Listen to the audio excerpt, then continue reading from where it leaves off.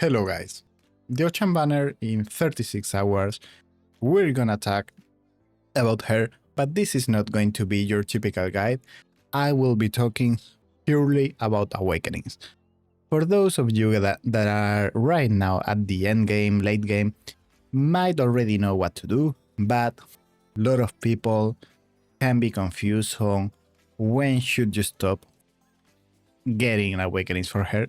So let's get started.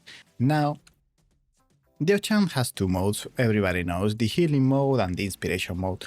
We don't really care about the healing damage reduction mode, we only care about the inspiration.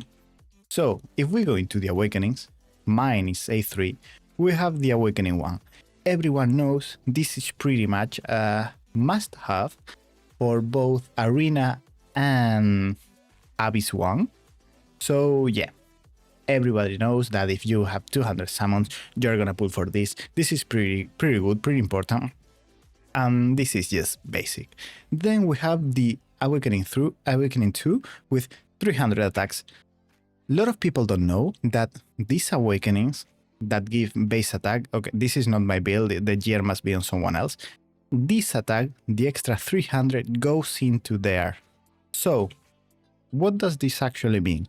It means that when you equip her with an attack bonus piece, Wings of Grace, attack bonus, okay, the gear is on Erisa, this 66% also gets affected by the extra 300 attack. So it's not that she's gonna get 300 attack on the overall build, she's gonna get 300 attack on the basic number that then gets a scale with the attack bonus from here on at any piece, okay? Any attack bonus will get affected by this. But the real thing is A3. A lot of people just want to stop at A1, and I think it's a huge mistake. Why? Now, the obvious reason, first of all, is Arena. When you have her A3, you get the penetration on one more unit. That's we all know about that, right? But it's not that simple. This allows you, for example, in Arena, to get penetration on the champ you actually need. What do I mean by this? Well, right now we have the meta on AoE and anti-air with arbiter teams. Now, I want to tell before that I won't be talking about Arena the whole video. This is just like a small part of it, but I think it's really important.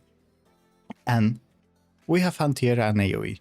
In these two arenas, if you run an arbiter team, you have to know that Kratos will always get one of the two penetrations that A1 Diaochan gives. Why? Because if Kratos is in Diaochan range, which he will most likely be, he has Tear of Twilight. Tear of Twilight gives him an insane amount of attack, like extra 30% over the 24k my build has right now. This is a BP build, but yeah. So it would go at around 30k attack.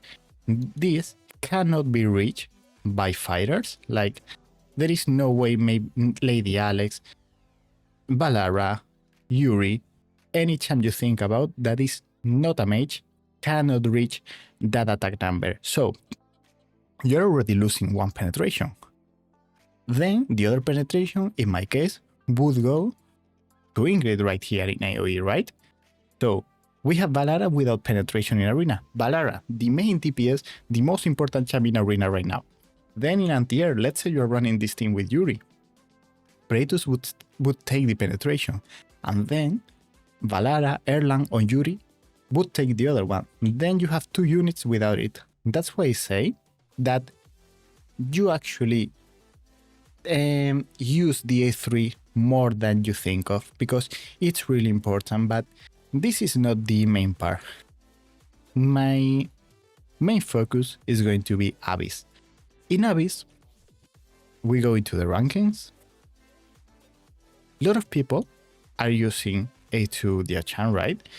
And this depends a lot of the team, okay? When you run Moriden, you can move him in and out of the Diaochan range.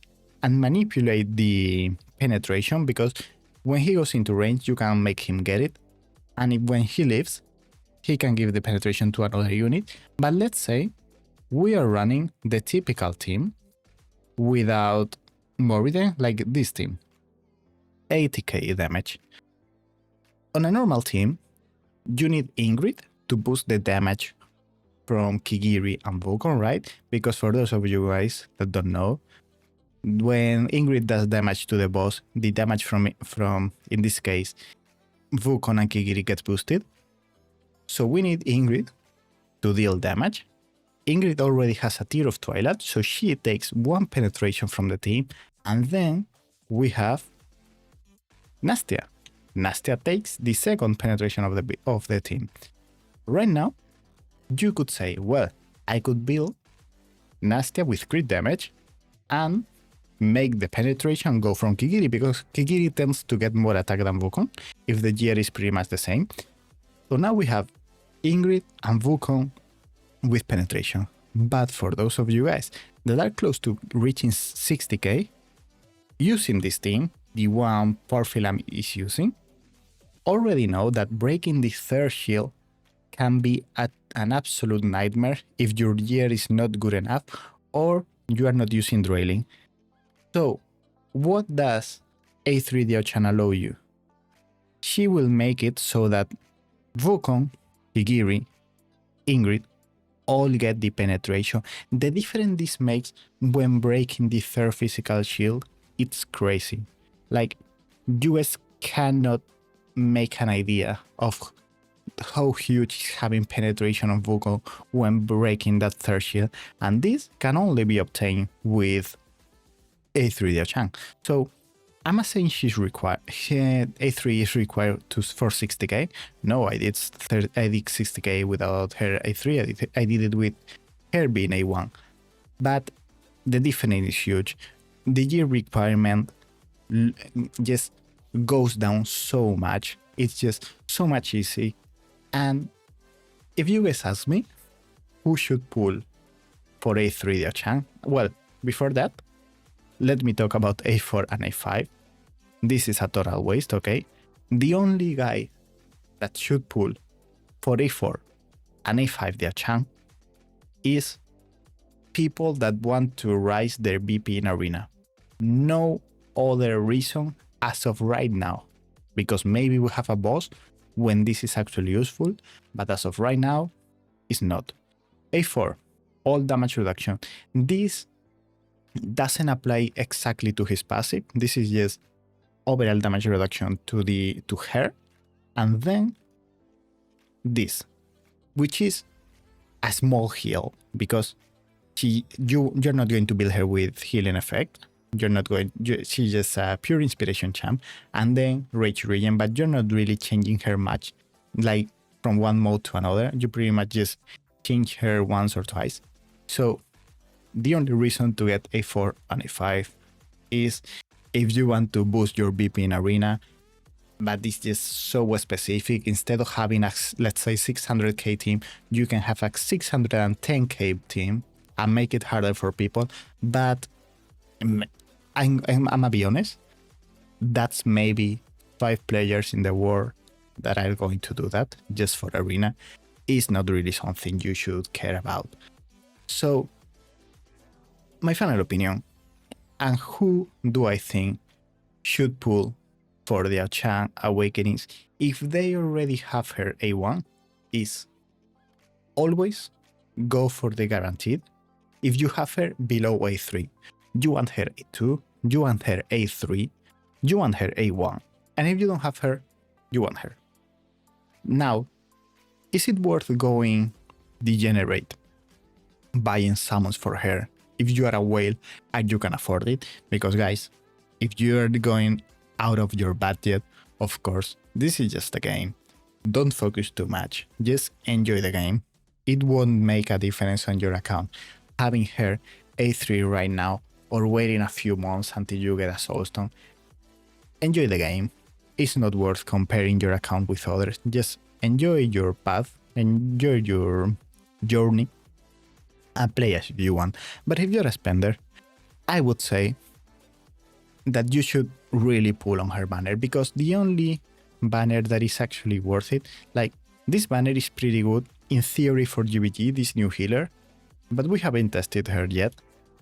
And Ares is nice, but nothing as crazy as Diaochan. So I would say that if you have summons, go for her. You will never regret having Diaochan E3. And I'm gonna be honest, in my opinion, Diaochan is the most future-proof champ we have at the moment. Because, why do I say this? She might be, well, without the might, she is actually the most used champ in the entire game at the moment. And she has one role that just cannot be replaced by another similar unit. What do I mean by this? She gives inspiration and penetration. So we would need a really specific champ that would feel like a copycat from her. However, other champs like Wukong, Kigiri can just get power crept by another DPS. For those of you that were playing back in the days, when last got released, she was the most game-breaking unit. Everybody wanted her A5. Last was everywhere. And now, nobody gives a damn about Last. Just a new DPS.